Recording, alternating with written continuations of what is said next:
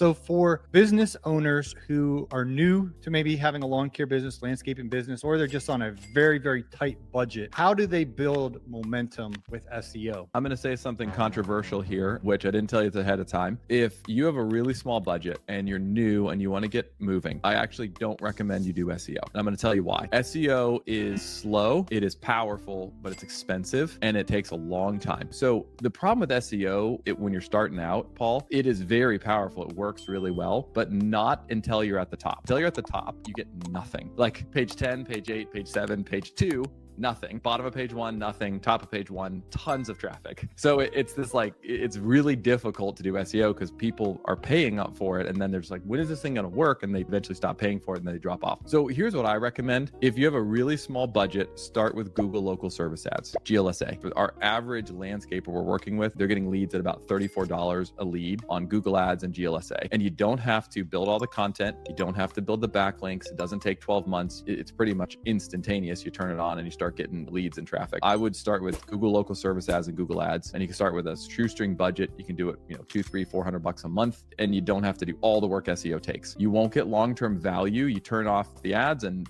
they're off, right? If you don't want to do ads and you want to try to get some organic going, focus on your Google map listing. That is probably the better option because the Google map algorithm, it works on number of reviews and distance to the searcher. So you won't show up across your whole city, right? You won't show across all of Boston or wherever, but you can show up in your part of Boston. Focus on getting a lot of reviews, add a lot of images, make your profile, fill it out in every category, every way you possibly can. You will get calls off of that for people where you show up. That's probably the easiest, fastest way to get SEO going when you're new, and it's basically free. You don't have to pay anybody anything to do that. So if your budget's real small, I would start with your Google Business Places, your Google Maps, then I would do GLSA, and then I would do SEO as the last step when you're really ready to invest over a 12 to 15 month period.